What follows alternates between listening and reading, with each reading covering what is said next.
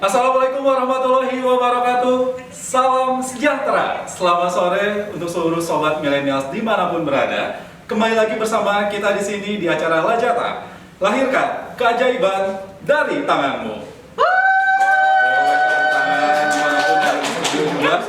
Oke, kita kenalin lagi sedikit acara Lajata kali ini adalah episode ketiga, di mana acara Lajata menjadi tempat untuk berbagi inovasi, ide, kreativitas, dan juga seluruh hal-hal yang unik dan juga yang terlahir dari seluruh sobat milenials Kementerian BUMN dan juga di seluruh kementerian perusahaan BUMN yang ada di Indonesia. Jadi ini buat teman-teman yang punya ide atau inovasi yang memang untuk mendukung kemajuan bangsa Indonesia, boleh di-share di sini, di program ini nanti kita bisa gabung. Teman-teman boleh kontak PIC kita, nanti kalau ingin sharing semua ide dan juga inovasinya, boleh saya kasih tahu, boleh dicatat juga di sini. Di saudari kita, rekan kita Demi Mariska di 0856 5902 8678. Saya ulang lagi, ini kontak PIC kalau teman-teman ingin bergabung membagikan inovasi dan juga kreativitas di acara ini. Boleh dicatat nomornya Demi Mariska di 0856 5902 8678. Salam kenal dulu, saya Rizky Ramadan dari Telkom yang akan menjadi host hari ini. Dan juga kita akan bacakan peraturan selama teman-teman mengikuti acara sore hari ini. Supaya teman-teman nyaman dan juga fokus mendengarkannya, kita akan bacakan beberapa tata tertib selama mengikuti acara. Yang pertama, boleh dicek lagi identitas teman-teman sekarang harus sudah di format instansi, strip, nama masing-masing. Misalkan dari Telkom, berarti Telkom, strip, Rizky. Itu contohnya. Yang kedua, boleh dicek lagi mikrofonnya, mohon dalam keadaan mute semuanya. Kecuali kalau teman-teman nanti kita ajak untuk interaktif, boleh diaktifkan mikrofonnya. Dan yang ketiga, teman-teman sangat diperbolehkan untuk aktif selama acara berlangsung. Kalau kita nanti ada interaksi atau tanya jawab, boleh diaktifkan mikrofonnya. Dan yang keempat, kita sudah sediakan virtual background untuk seluruh peserta, boleh digunakan di acara ini, virtual backgroundnya, dan juga boleh teman-teman mengaktifkan kameranya supaya kita dapat saling mengenal satu sama lain dari perusahaan BUMN yang sudah hadir sore hari ini. Dan yang terakhir, ini aturan yang juga cukup menarik karena nanti kita akan bagikan hadiah yang cukup lumayan kalau buat kita ya. Teman-teman boleh ajukan pertanyaan yang berkaitan dengan materi selama acara berlangsung. Nah, pengajuan pertanyaannya bisa melalui aplikasi slido.com. Jangan lupa hashtag atau tanda pagarnya di D354. Jadi boleh masuk dulu nanti ke slido.com, kemudian kasih hashtag D354. Karena di akhir acara nanti kita bakal pilih 5 sobat millennials yang akan mendapatkan 3 hadiah tabungan emas dari PT Pegadaian, masing-masing mendapatkan berapa? 1 kilogram? Kebanyakan ya, tidak.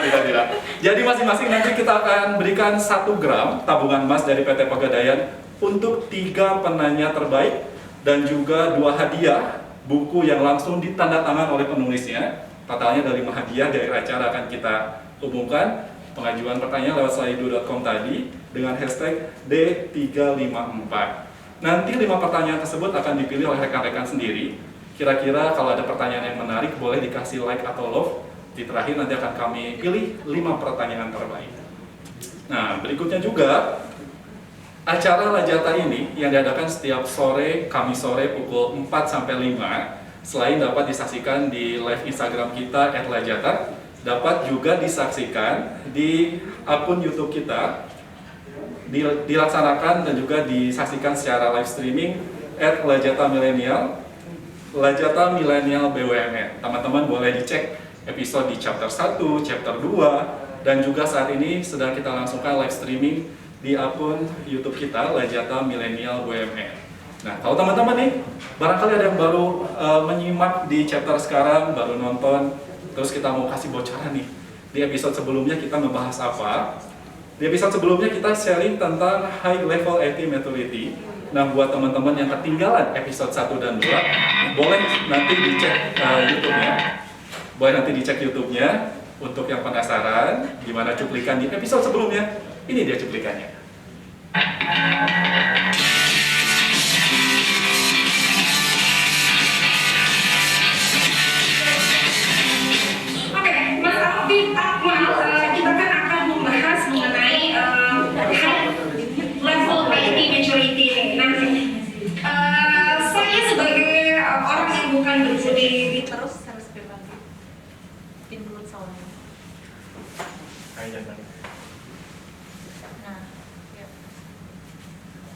teknologi ataupun IT itu kurang paham, atau ini juga mewakili sobat milenial saya bukan dari kalangan IT ya. Sebenarnya seperti apa sih high level IT maturity? Sebelumnya saya ingin meluruskan dulu. Ketika kita berbicara IT, orang itu hanya fokus semua itu tugasnya orang IT. Nah, tapi sebenarnya di era digital sekarang, di era industri 4.0, ketika kita berbicara IT itu sebenarnya itu luas. Apa aja itu? Jadi ibaratnya nih kita analogikan, Mbak Rian ini kan orang Aceh. Aceh di jasa Aceh. Betul, jasa Aceh, Acehnya ketika mau rekrut orang pakai aplikasi nggak? Pakai dong. Oke. Terus kemudian kata persuratan itu pakai aplikasi nggak? Pakai. Nah itu didukung oleh siapa? IT. Nah itu. Maka dari situ sebenarnya ketika kita berbicara IT artinya kita berbicara tentang bisnis. Kita berbicara tentang bisnis untuk operasional perusahaan kita. Ya, maka dari itu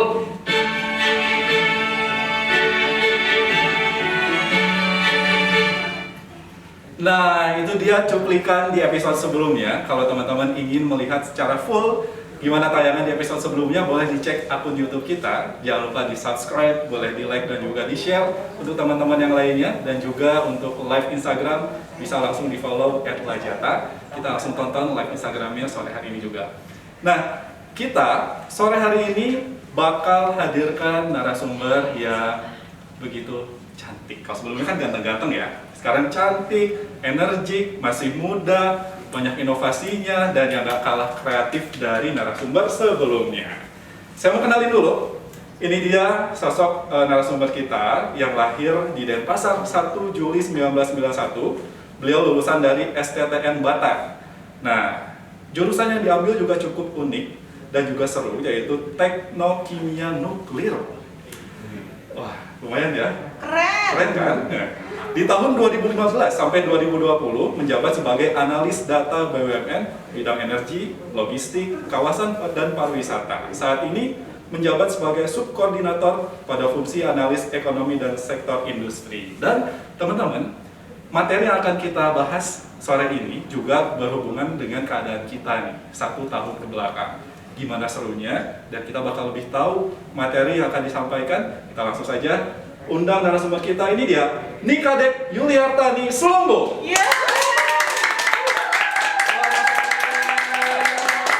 Aku panggilnya apa nih, Mbak Kadek atau Kakak? Panggil Mbak Kadek. Oke, Mbak Kadek, apa kabar? Sehat, baik semua. Sehat semuanya. Ya, Rizky gimana? Aku alhamdulillah sehat, baik. Dan kita tetap semangat ya sore-sore ini. Semangat. Oke, Mbak Kadek boleh duduk dulu. Kita duduk bareng. Oke, Mbak Kadek, apa yang mau kita sharing sore ini nanti bakal dijelasin lengkap sama Mbak Kadek. Iya. Kita mau ingetin lagi nih buat seluruh sobat milenial, barangkali ada yang baru gabung. Selama acara berlangsung nanti Mbak Kadek sharing, kita membuka kesempatan teman-teman untuk mengajukan pertanyaan lewat slido.com. Jangan lupa hashtagnya D354, karena di akhir acara kita akan bagikan 5 hadiah langsung untuk teman-teman. Ini hadiahnya nggak ecek-ecek ya, bukan kaleng-kaleng ya. Keren banget. Kalau aku peserta juga pengen ikutan nih. Kalau boleh ya, saya. Kalau boleh ya. Jadi hadiahnya itu untuk pertanyaan yang favorit, ada 3 tabungan emas dari PT Pegadaian masing-masing 1 gram, dan juga 2 hadiah lainnya, ada 2 buku yang langsung ditandatangani oleh penulisnya. Dan cara memilihnya nanti teman-teman boleh pilih sendiri kira-kira pertanyaan yang terbaik sore ini mana. 5 paling banyak like atau love-nya akan kita pilih menjadi pemenang hadiah tadi. Oke, kalau gitu silakan Mbak Kadek, yang mau disampaikan nih katanya bermanfaat banget sama keadaan kita di 1 tahun terakhir ini. Iya, semoga apa yang saya sharingkan bisa bermanfaat lah teman-teman ya. Jadi sekarang mungkin saya mulai aja Mas, saya berdiri aja biar saya lebih gampang ya. Jadi boleh dibantu untuk saya screen-nya bentar ya.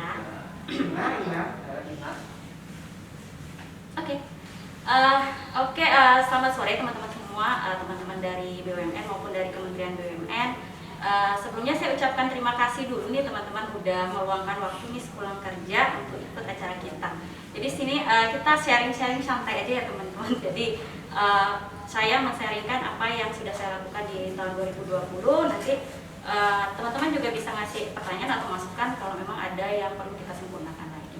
Jadi ini kita kan besok udah libur ya Mas Rizky ya. Jadi kita dapat 1 hari lah untuk libur ya. Jadi semoga masih semangat ya teman-teman karena besok libur ya, jadi nggak apa-apa lah kita agak lebih lama di kantor atau acara kayak gini ya. Soalnya mau keluar kota juga nggak boleh. Iya, kita kan nggak boleh keluar kota.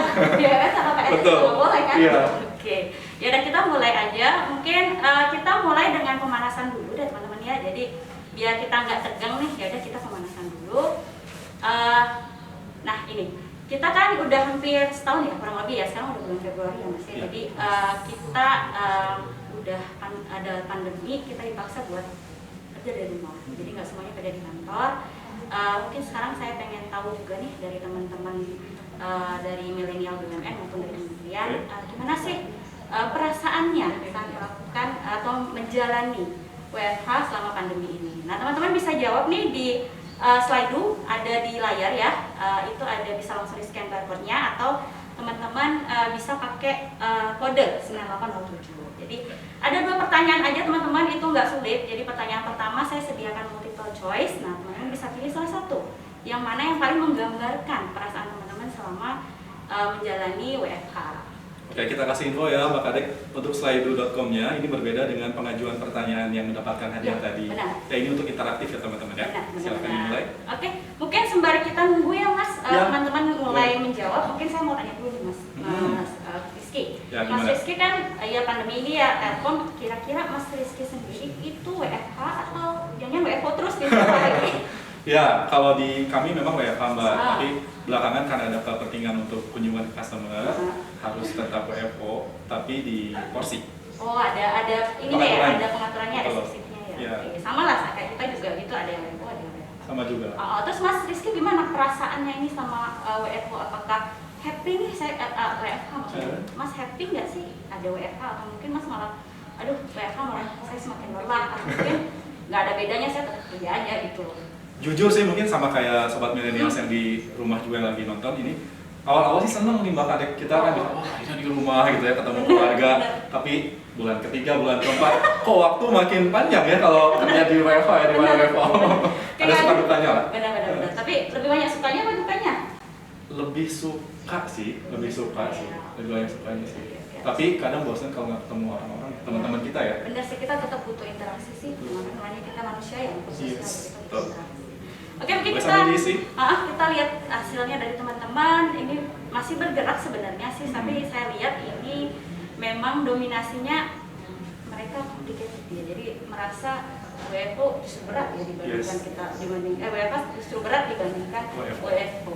Jadi saya lihat nih, kalau WFH-nya complicated itu hampir 46% dari teman-teman menjawab complicated, lalu 34% mengatakan keren nih WFH. Tapi ada juga yang bilang WFH sama aja dengan WFO. Nggak ada bedanya ya. Iya. Oke, mungkin kita bisa langsung jump ke pertanyaan yang kedua. Nah, di pertanyaan kedua ini Mas Rizky, saya mau tanya nih, teman-teman kan udah milih tadi di antara Oke. 3. Nah, saya pengen tahu alasan kenapa sih teman-teman milih salah satu jawaban itu. Jadi biar kita tahu nih Mas, apa sih yang bikin mereka merasa seperti itu. Jadi silakan aja teman-teman curhat, nggak apa-apa. Kalau curhat ke atasan mungkin nanti diomelin ya, curhat ke sini aja nggak apa-apa.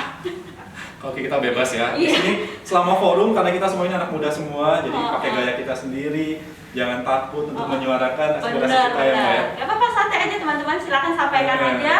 Karena kan memang kita belajar dari pengalaman Oke, ya. ini ada yang aku suka nih, yang udah masuk deh.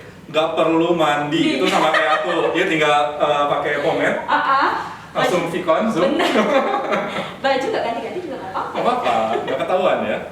Kadang baju atas rapi, bawahnya tangan pendek. Iya, banyak dialami sama sobat milenials ya. Oke, ini udah banyak Sekali. nih yang jawab nih. Tuh, pekerjaan tambah banyak, tapi nggak bisa. Tapi Nggak bisa rebahan. Emang ini ya, kaum rebahan ya.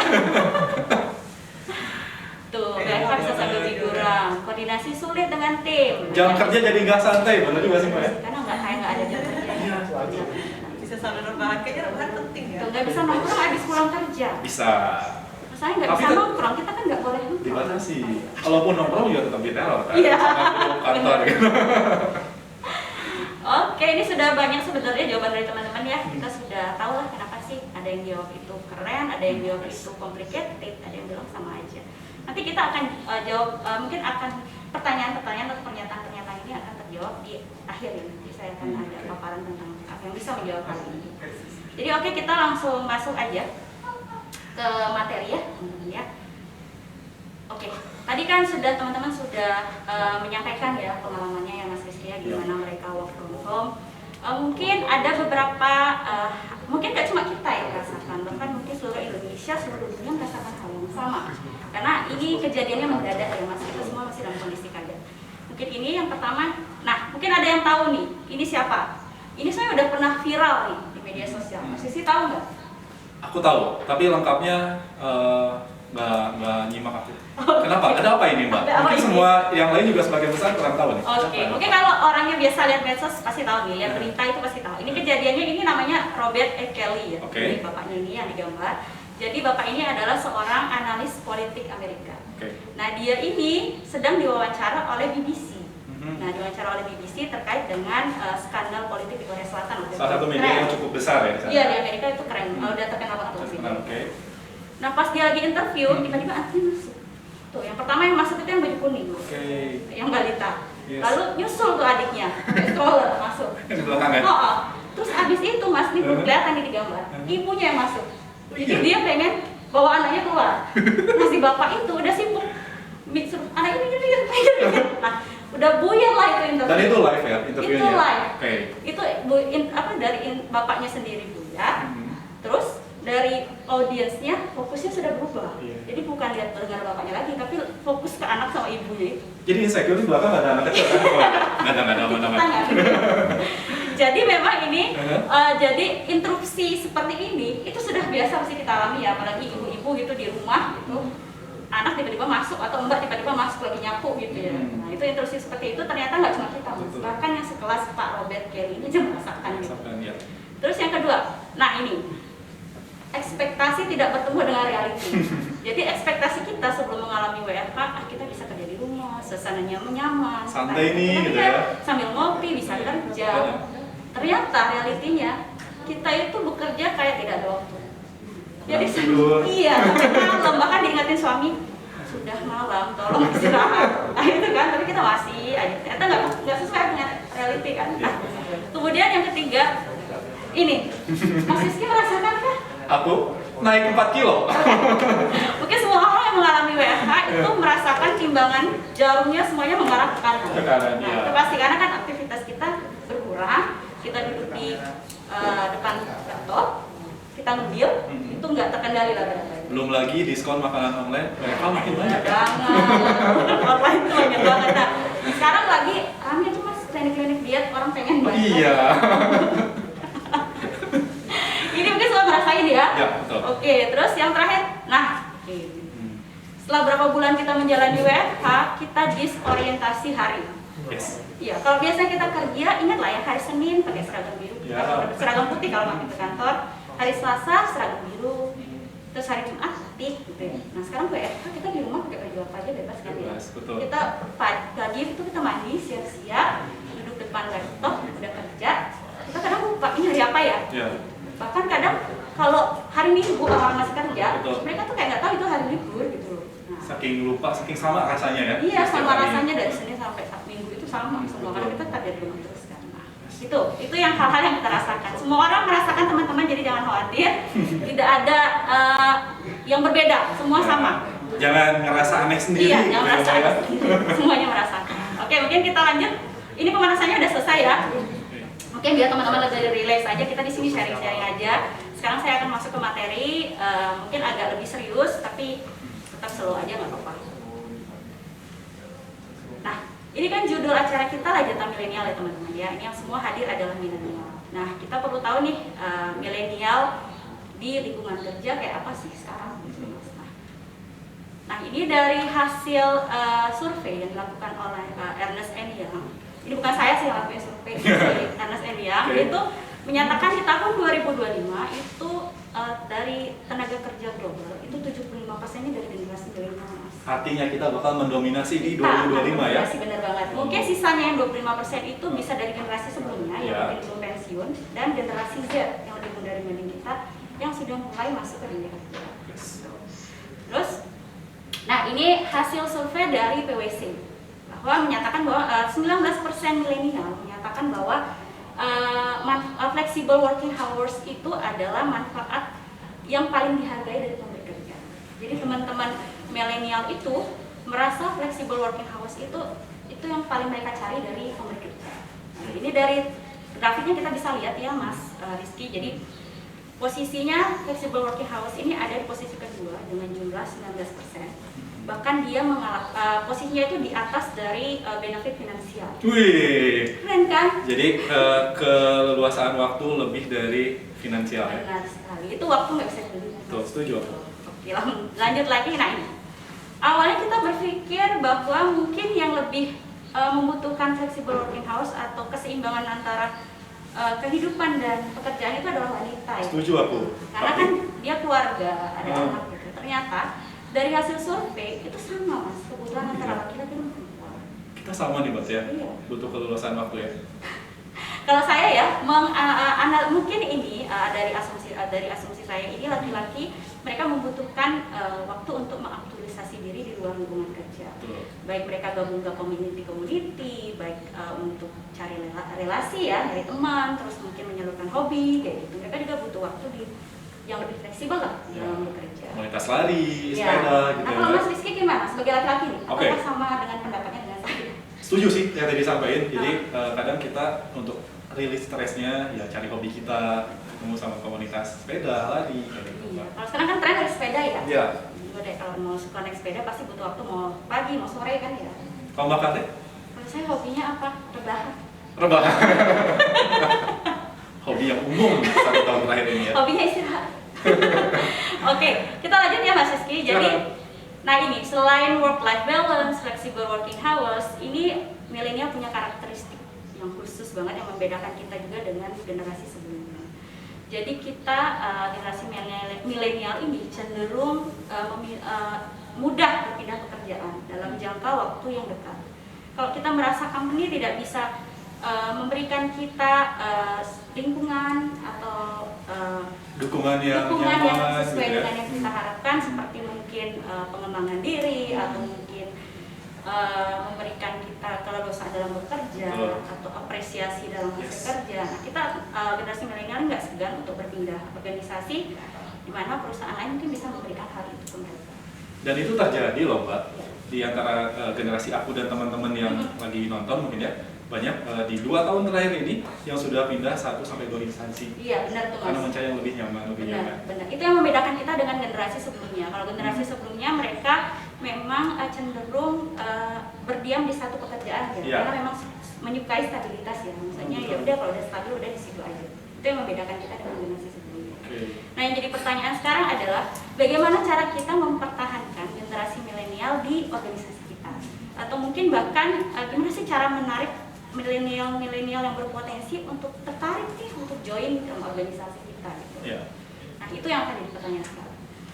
Nah, yang bisa kita lakukan Mas menarik talent-talent itu adalah kita menyediakan lingkungan atau situasi kerja yang sesuai dengan karakter mereka. Itu salah satunya. Seperti ini ya, di Kementerian BUMN kalau teman-teman udah main ke sini, tempat kerjanya tuh nggak kuno. Iya dong. Dari warna, keren. settingan meja, kursi, semua anak muda banget. Iya, open semua kan Iya, ya? ini betah nggak teman-teman? Dari sini. Enggak dong. Betah ya. Oke, kita lanjut ya Mas ya. Lanjut, Jadi karena yang dibutuhkan oleh generasi milenial itu adalah keleluasaan dalam bekerja. Jadi salah satu jawabannya adalah remote working. Nah, jadi kita memberikan mereka suatu pilihan untuk bekerja di luar kantor. Ini dia tema kita hari ini ya? Iya, ini temanya. Ini tema utamanya. Jadi mungkin teman-teman ada yang bertanya ya, ini Mbak dari tadi ngomongin remote working apa sih yang dimaksud dengan remote working gitu? Sebenarnya remote working ini salah satu istilah dari banyak istilah ya yang sudah dipakai baik di dunia maupun di Indonesia. Ada yang menyebutnya flexible working arrangement, ada yang menyebutnya telecommuting, ada yang menyebutnya teleworking. Itu semua sebenarnya maksudnya sama. Jadi di sini adalah pilihan bekerja, pilihan cara bekerja ya yang diberikan oleh organisasi kepada pegawai untuk bekerja di luar kantor. Tapi dengan tetap memenuhi target-target kinerja yang sudah ditetapkan. Boleh, misalkan kerja di mana aja, tapi target sama kerjaan harus beres. Benar, Gitu ya. itu yang utama. Terus mungkin ada pertanyaan, apakah remote working ini baru muncul setelah pandemi? Gitu kan? Aku kok saya belum pernah dengar gitu. Ya. Ternyata enggak teman-teman. Ini istilah remote working ini sebenarnya sudah ada sejak tahun 1970. Dari zaman dulu ya, puluhan tahun yang lalu ya. Nah ini 1970 ini di foto ini